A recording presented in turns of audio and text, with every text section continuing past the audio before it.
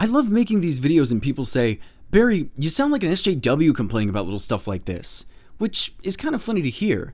Social justice makes it impossible to voice complaints anymore. You see what you've done?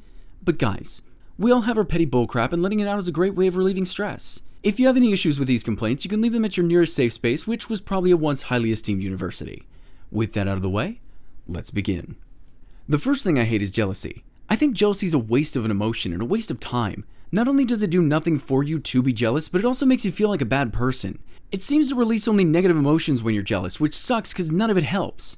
Here's an example. If I'm involved in a sport and there's someone on my team who's faster than me or stronger than me, what is in it for me to be jealous? I'm just going to resent the guy for nothing he did wrong instead of training harder to get where he's at. Now, you could argue, and I know you will, but Barry, what if jealousy makes you want to be better? It sparks your inner competition and encourages you to outperform the guy. See, now this is a good point, but I think the only issue is that these negative emotions never had to be involved. If I saw someone on the field running faster than I could, I don't have to resent the guy. I can admire the time he's put in and strive to do the same. And if I can't do the same, then I can ensure he's put in a spot that helps the entire team.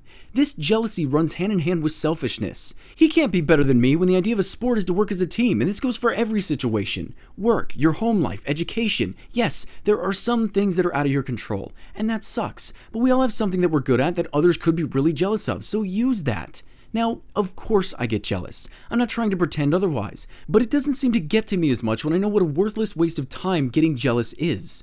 Another example of this is in relationships. If I'm interested in a girl and I find out she's the jealous type, I'm out of there instantly. See, this is a no-go for me because you end up in a toxic relationship where she's always asking for your phone because she doesn't trust you, and she's always bringing up your friends of the opposite gender, asking if you'd tap that. My first girlfriend was this way. She would ask me about girls at school. Oh, do you like her? You talk about her a lot. Do you have a crush on her? I finally said, you know what? Maybe I do have a crush on her, and thank you for making me realize that. You involve this jealousy thing and make me feel like a scumbag over nothing one more time, and I'm walking away.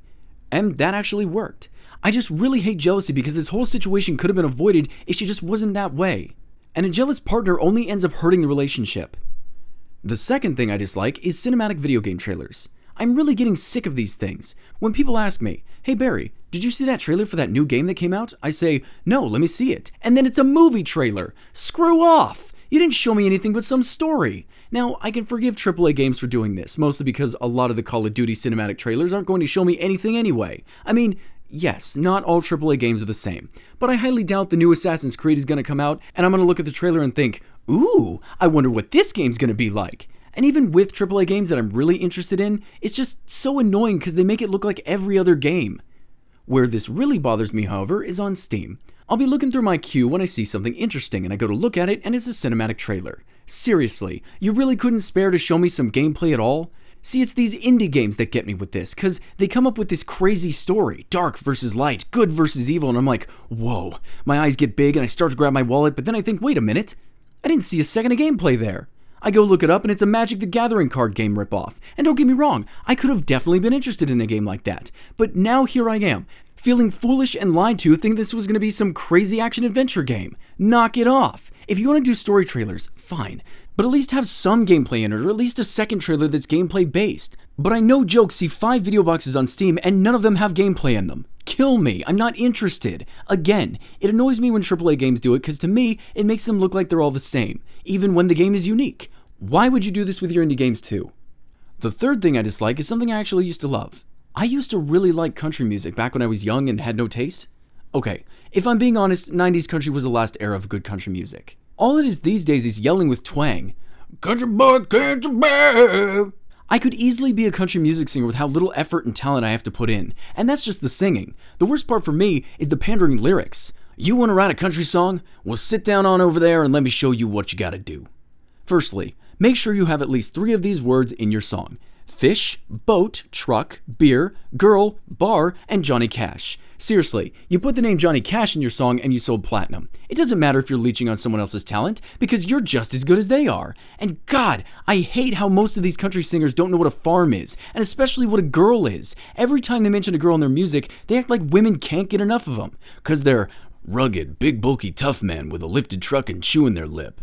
Yeah, that's really attractive. I think the biggest problem, though, is the word cowboy changed. These country yucks think they're outlaws, and what annoys me the most, songs like My Girl Loves to Fish, Buy Me a Boat, Red Solo Cup and Redneck Yacht Club are some of the worst examples, and like I said before, I could easily do better. But talk is cheap. Let me put my money where my mouth is. How's everybody doing tonight? I wrote this song back in high school. These were the years that I started to realize that country music just wasn't where it used to be. I hope you enjoy. When I was young, I always dreamed of roaming the open plains on a horse as fast as lightning, grabbing life up by the reins. I always wanted to be a cowboy with a 6-gun by my side. I never thought a day would come when the legend of the cowboy died. Now they say a cowboy's lazy, reckless, drunk, and dumb. What happened to the cowboys I knew, the ones that I loved? Say goodbye to Marty Robbins. Where is Chris LeDoux?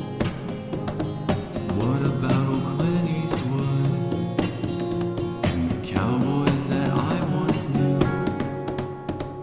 The world mistook cowboys for rednecks.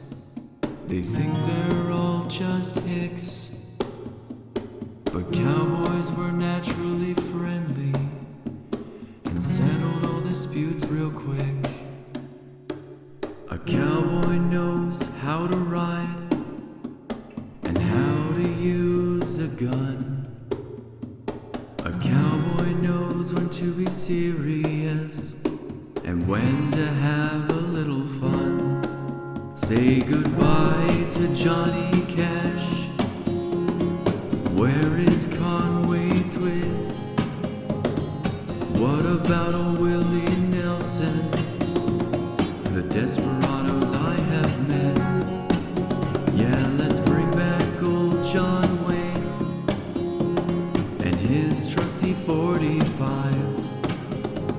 Let's blow these lies right out of the sand and bring cowboys back to life.